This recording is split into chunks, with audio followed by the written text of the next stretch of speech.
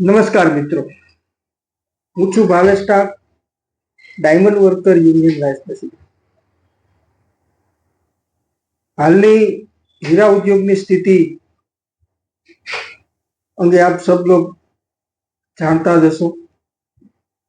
છેલ્લા 2 વર્ષથી ઇન્ટરનેશનલ માર્કેટની અંદર પોલિશિંગ ડાયમંડની માંગ ઘટવાને કારણે, યુદ્ધો ચાલુ હોવાના કારણે છેલ્લા 2 વર્ષથી હીરા ઉદ્યોગ મંદીનો માર સહન કરી રહ્યો છે. ત્યારે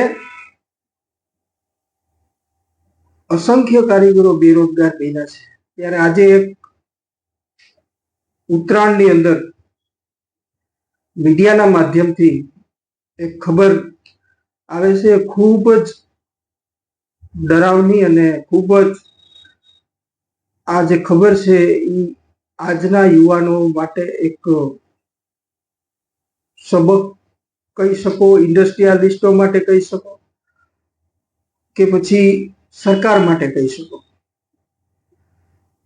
મિત્રો, ડાયમંડ વર્કર યુનિયને હંમેશને માટે રત્ન કલાકારોના અધિકારો માટે વાત કરી છે. રત્ન કલાકારોના અધિકારોને સરકાર સમક્ષ પહોંચાડવા માટેની વાત કરી છે. પરંતુ ક્યાંય ને ક્યાંય રત્ન કલાકારોને સરકાર સાંભળતી ન હોય એવું અમને લાગે છે. આજે ઉત્તરાયણ પોલીસ સ્ટેશનની અંદર એક કિસ્સો સામે આવ્યો. મને ખબર પડી મીડિયાના માધ્યમથી, તો મને લાગ્યું કે આ તમામ રત્ન કલાકારોને જાણ કરવી, આની ઉપર પ્રકાશ પાડવો ખૂબ જ જરૂરી છે. આની પહેલા પણ વરાછા પોલીસ સ્ટેશનની અંદર એક કિસ્સો સામે આવ્યો હતો કે આર્થિક તંગી અને હીરામાં મંદીના કારણે એક 19 વર્ષનો યુવાન ગુનાહિત પ્રવૃત્તિની સાથે જોડાય છે, ગુનાહિત અવળા રસ્તે ચડ્યો છે.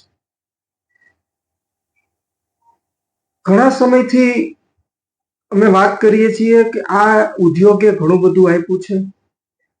આ રત્ન કલાકારો થકી જ આપણે સુરતની અંદર આવડો મોટો ઇન્ફ્રાસ્ટ્રક્ચર ઊભું કરી શક્યા છીએ. અને આ જ રત્ન કલાકારોથી આપણે ડ્રીમ સિટીના સપના જોઈએ છીએ. આ જ રત્ન કલાકારો થકી આપણે ડાયમંડ બુર્સનું નિર્માણ કરી શક્યા છીએ. પરંતુ ક્યાંય ને ક્યાંય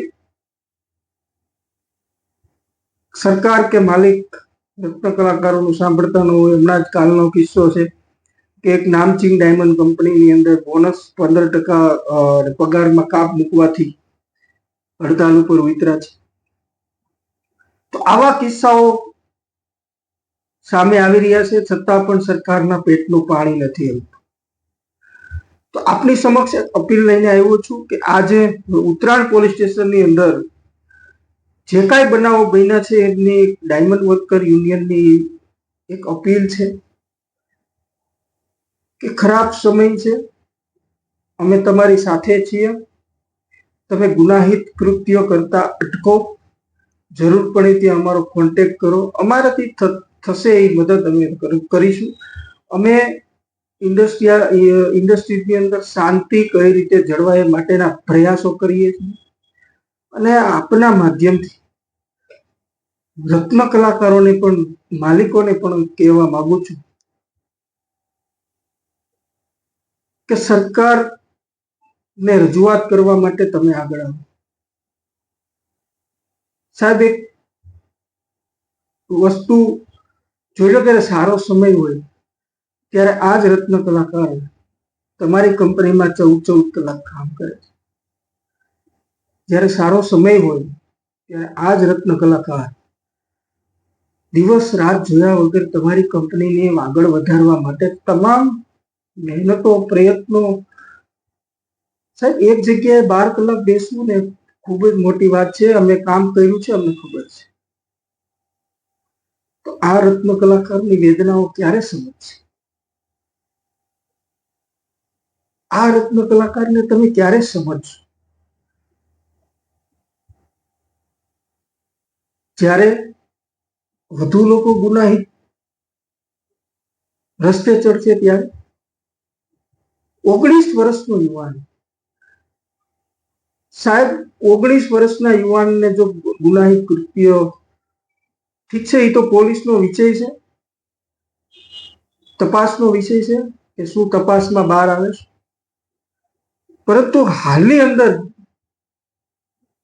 જે પરિસ્થિતિનું નિર્માણ થયું છે એ પરિસ્થિતિથી આપણે તમામને વાકેફ થવું જોઈએ. સુરતને ઉજળું બનાવી પોતાના જીવનમાં એ ઘસાઈ જાય છે. સાહેબ, એ રત્ન કલાકાર કેટલો પીડાય છે. તમારી રાજકીય પક્ષો સાથે સંબંધોમાં દિવસ રાત જોયા વગર રેલીઓમાં જોડાય છે. સાહેબ, એ રત્ન કલાકાર આજે આ મંદીમાં કેટલો પીડાય છે. જ્યારે પણ મંદી આવે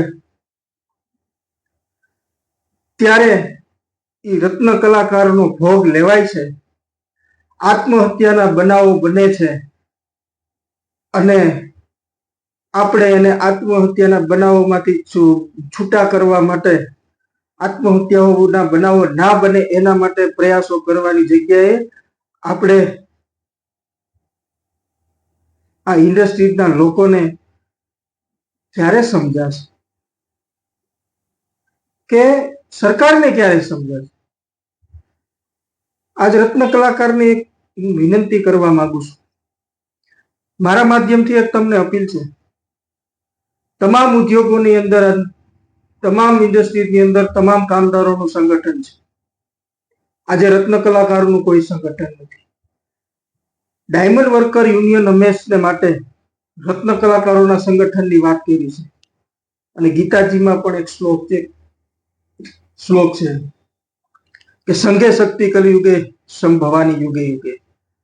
જે કલયુગની અંદર આપણે જીવીએ છીએ, જો ત્યાં સંગઠન હશે તો તમારી જીત થશે.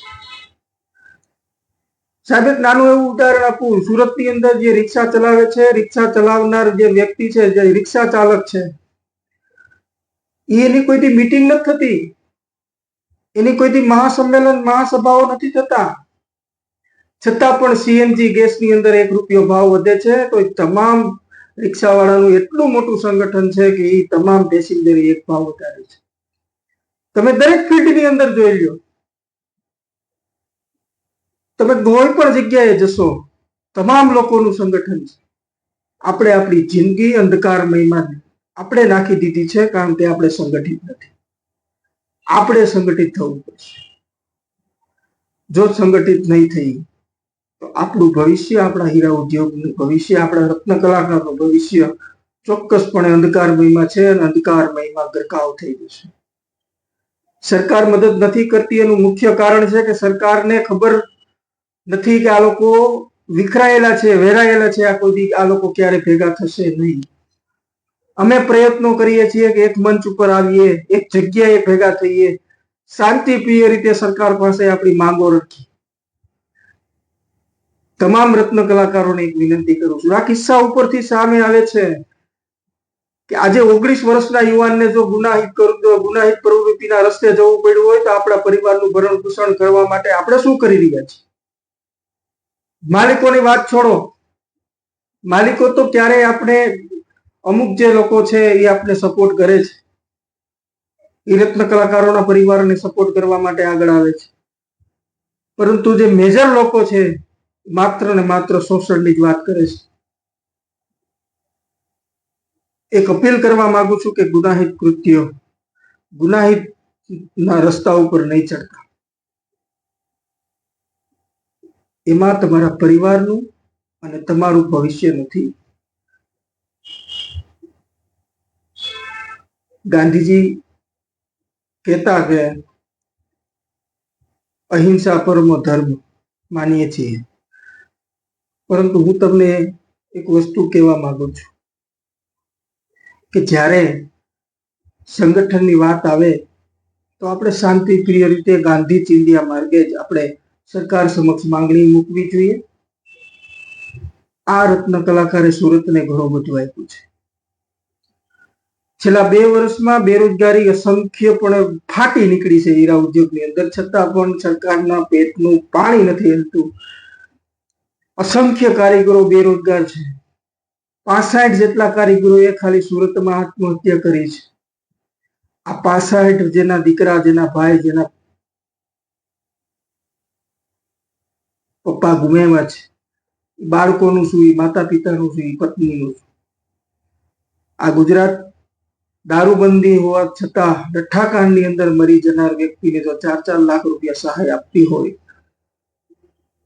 તો વિશ્વની સર્વશ્રેષ્ઠ આઇટમનું નિર્માણ કરનાર જે સ્કિલ એની પાસે છે દુનિયાના કોઈ પણ કારીગર પાસે નથી. જે સ્કિલ રત્ન કલાકાર પાસે છે એ દુનિયાના કોઈ પણ કારીગર પાસે નથી. જે સ્કિલ આ સુરતની ભૂમિએ તમને આપી છે, આ સ્કિલ જે તમારા મગજની અંદર છે દુનિયાના કોઈ પણ કારીગર પાસે નથી.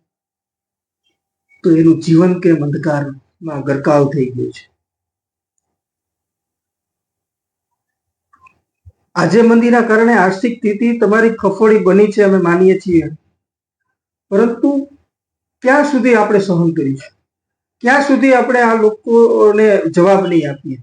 ક્યાં સુધી આપણે વિખરાયેલા રહીશું? એક મંચ ઉપર આવીએ, એક મજબૂત સંગઠનનું નિર્માણ કરીએ અને સંગઠનના નિર્માણની સાથે સાથે આપણે આપણી રજૂઆત, આપણા જે પ્રશ્નો છે એ સરકાર સમક્ષ મૂકીએ, જેથી કરી આપણા પ્રશ્નોનું નિરાકરણ આવવા માટે આપણે સંગઠિત થવું પડશે. સુરતની અંદર 7.5 લાખ રત્ન કલાકાર, સમગ્ર ગુજરાતની આપણે વાત કરીએ તો સમગ્ર ગુજરાતમાં 25 લાખ પરિવાર આની ઉપર રોજીરોટી કમાય છે. એમાં ભાવનગર હોય, અમદાવાદ હોય, અમરેલી હોય, જુનાગઢ હોય, કેશોદ હોય, મેંદરડા હોય, ડીસા, બનાસકાંઠા, જ્યાં પણ નાના નાના સેક્ટરોની અંદર નાના નાના કારખાનાઓ આવેલા છે એ તમામ જગ્યાએ રત્ન કલાકાર પોતાનું રોજીરોટી કમાય છે. અને સૌથી વધારે વિદેશી હુંડિયામણ ગુજરાત સરકારને કમાઈને આપવા ઉદ્યોગ છે. છતાં પણ આપણી વાત સાંભળવામાં નથી આવતી. જ્યારે માલિકોના પ્રશ્નોની વાત આવે છે ત્યારે સરકાર કેમ ફટ દઈને સાંભળે છે? શું કામ? કે એનું સંગઠન છે, આપણું સંગઠન નથી. તો આવો એક સંગઠનનું નિર્માણ કરીએ, સાથે આવીએ, સાથે મળી એક સંગઠન બનાવીએ, આપણે આપણી રજૂઆત એક પ્લેટફોર્મ ઉપર કરીએ, સરકાર સમક્ષ આપણી માંગણી મજબૂત રીતે રજૂઆત કરીએ. દિવાળીનો સમય છે, દિવાળીના સમયની અંદર માનીએ છીએ કે આપ પોતાના પરિવારને ભરણ પોષણ કરવા માટે આપ સ્ટ્રગલ કરી રહ્યા છો, આપ મહેનત કરી રહ્યા છો, પરંતુ તમને તમારા મહેનતનું સાચું મહેનતાણું મને મળે છે કે કેમ એનું પણ આપણે ખાસું ધ્યાન રાખવું જોઈએ. આ રત્ન કલાકાર ગુજરાતને અને સુરતને ખૂબ આપ્યું છે. આજે સમય છે ભેગા થવાનો, આજે સમય છે એકત્રિત થવાનો અને તમામ રત્ન કલાકારોને આ જો વિડીયો તમામ રત્ન કલાકારો સુધી પહોંચાડજો. અમારી યુટ્યુબ ચેનલને સબસ્ક્રાઇબ કરજો. અને એક અપીલ કરવા માંગુ છું કે કોઈ જ એવું પગલું ના ભરતા જેનાથી તમારા પરિવારને તકલીફ પડે, જેનાથી આપ આપણા પરિવારનું ધ્યાન રાખજો. કોઈ ગુનાહિત કૃત્યો ઉપર, કોઈ ગુનાહિત અવળે રસ્તે ના ચડતા. ડાયમંડ વર્કર યુનિયન હંમેશા તમારી સાથે છે. અને આજે આત્મહત્યાના બનાવો બને છે, મરવું કરતા લડવું સારું. જિંદગી અમૂલ્ય છે. એક જ વાર ભગવાને આ 84 લાખ યોનિમાંથી પસાર થઈને આપણે આ જિંદગી આપી છે. એ જિંદગીનું આપણે જિંદગીની અંદર કાંઈક કરીને જઈએ, આપણા પરિવાર આપણી ઉપર ગર્વ કરી શકે એવું કામ આપણે કરીને જઈએ, તો સંગઠિત થઈએ, રત્ન કલાકારોના અધિકારો માટેનો અવાજ બનીએ અને રત્ન કલાકારોને સાથે મળી તમામ રત્ન કલાકાર મારો ભાઈ છે, તમામ રત્ન કલાકાર મારો મિત્ર છે, એ ભાવના સાથે આજે ભેગા થવાનો સમય આવી ગયો છે. જો આજે નહીં થઈએ તો ભવિષ્યની અંદર આ લોકો આપણે ગણશે નહીં. ભવિષ્યની અંદર ના તો રાજકીય લોકો ગણશે, ના તો સરકાર આપણે ગણશે. માટે ભેગા થવું જોઈએ. આભાર. અમારી યુટ્યુબ ચેનલને લાઈક કરો, સબસ્ક્રાઇબ કરો અને આ વિડીયોને તમામ રત્ન કલાકારો સુધી પહોંચાડો. અને તમામ પરિવારને મારી અપીલ છે આપ આપનું ધ્યાન રાખજો અને કોઈ એવી રસ્તે ના ચડો જેથી આપણા પરિવારને તકલીફ પડે. ધન્યવાદ.